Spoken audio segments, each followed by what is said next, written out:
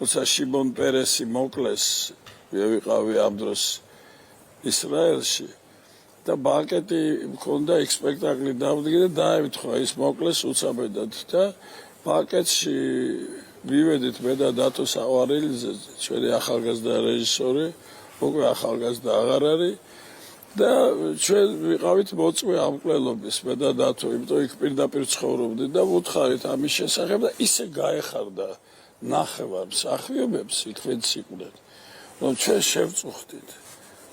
სხვებს არ გაეხარდა.